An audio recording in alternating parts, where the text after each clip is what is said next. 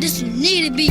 You're rolling with A-Rhyme, A-City highlights, we're repping some big time hip-hop and mics. Hip-hop and mics. You're rolling with A-Rhyme, A-City highlights, we're repping some big time hip-hop and mics. Hip-hop and mics. Hip-hop and mics.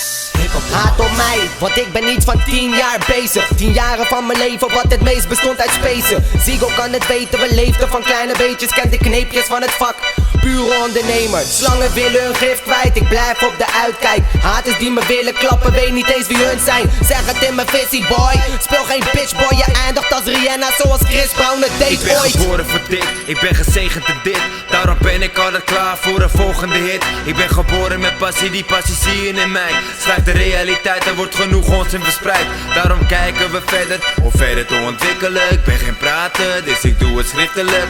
Schrijf op wat ik voel en waar ik voor sta. Ik ben vrij om te spreken, dus ik heb mijn woord klaar. Haat om mij, nu staan ze opeens in de rij. Ze willen eten van mijn shine, jij haat om mij. Pak alles op mijn pad, ik ben het spelen zat. Haat om mij, want ik kom verder elke dag. Haat op mij, nu staan ze opeens in de rij. Ze willen eten van mijn shine, ja je haat op mij.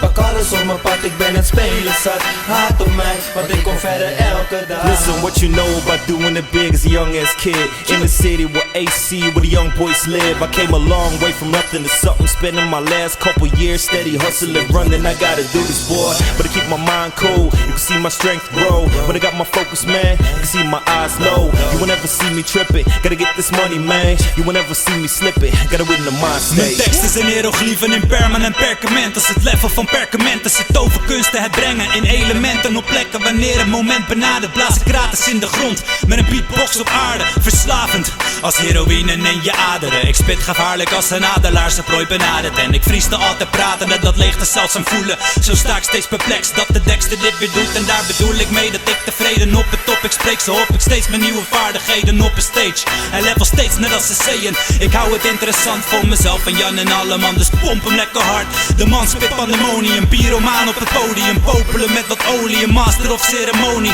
Independent, slim, ongekend en grensverleggend. Al dus heter dan wie het ook brengt. Hoe Dexter?